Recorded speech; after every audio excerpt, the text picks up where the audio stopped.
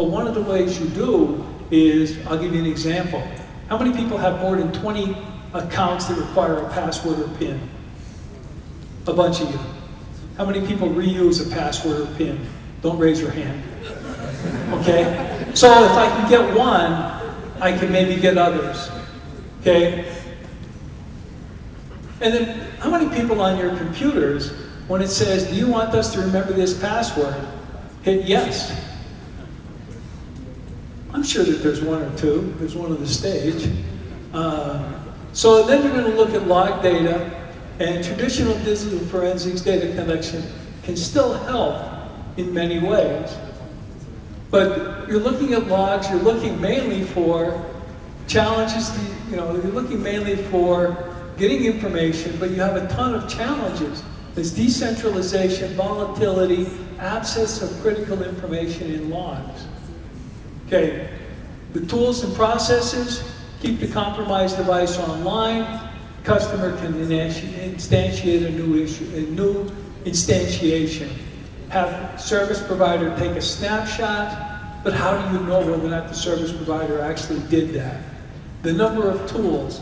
You can do something like Wireshark and you can track the information back and forth, but that may not really be feasible.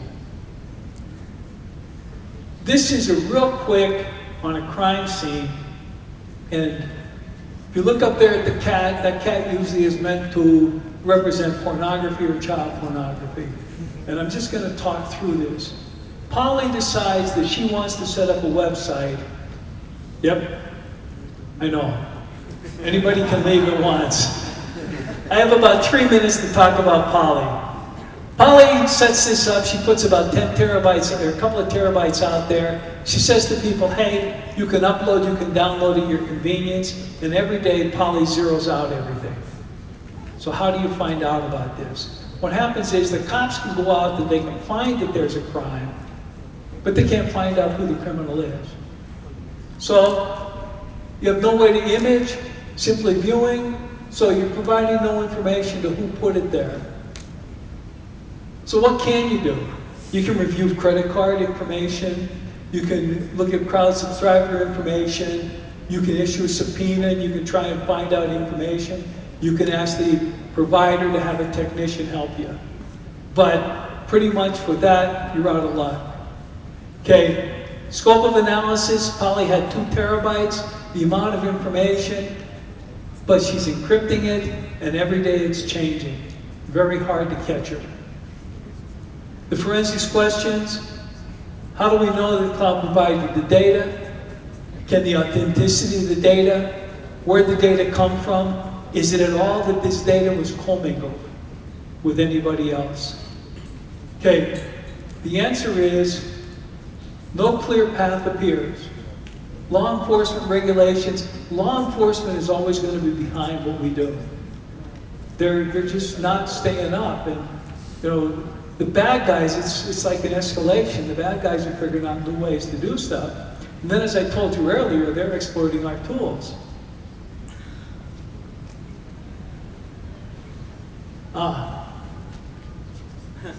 This slide, and then comes the report.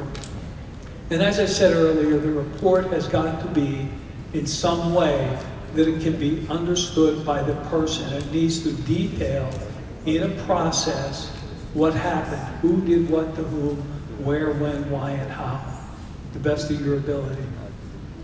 And that's my favorite slide. How far did I go over?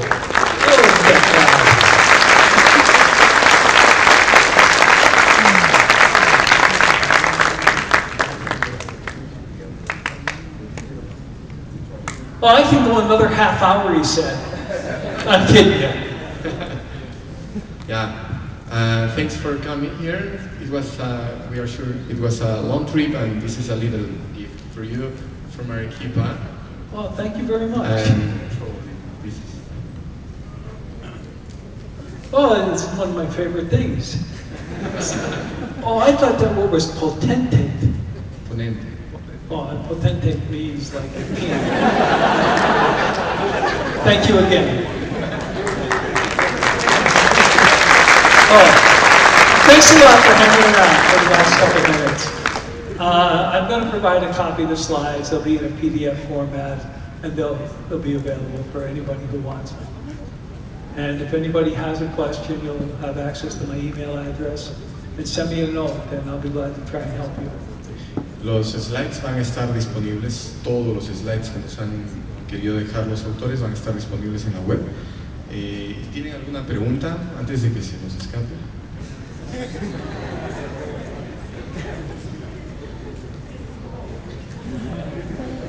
Estaba tratando de escaparse. Don't run.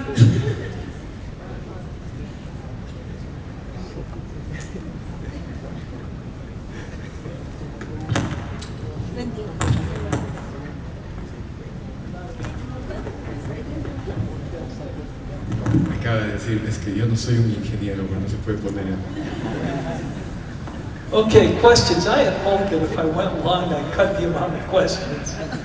Good morning. Thank you for your talk. On several occasions, you spoke about the good guys and the bad guys, and giving access to the good guys and not giving access to the bad guys. But who decides who are the good guys and who decides who are the bad guys? Because in this thing, privacy is given supposedly to the good guys, but I don't believe on them. Okay, the first thing is you have to have the appropriate clearance to know data.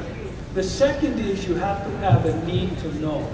Okay, with regard to privacy, they had a very interesting case where they had a bunch of criminals who were they were doing credit card work. And so what they did is they said, hey, let's go look up Madonna's credit card, what she's buying. Let's go look up this. That's a privacy issue. Now the other thing is, and I never got over to this side, so I'll hang around over here a bit. The other thing is, who is the bad guy? For example, if I have an employee who works at the front desk and they're not nice to clients, I can tell them, look, I'm going to give you 2 weeks that you need to change. Great. Now, I got a systems administrator who's not performing up to standards, and I tell him, you have 2 weeks to straighten up while you have full access to everything, or I'm going to fire you. How do you deal with that? The other is Bradley Manning, the trusted insider. So first is identifying, well, some bad guys. Now those are internal, but you have external bad guys, and somebody figures out, somebody figures out that I can use this tool in this way to accomplish this task. For the longest time, we had a problem with secure HTTP that we didn't know about. And bad guys were using that to get into HTTP transactions.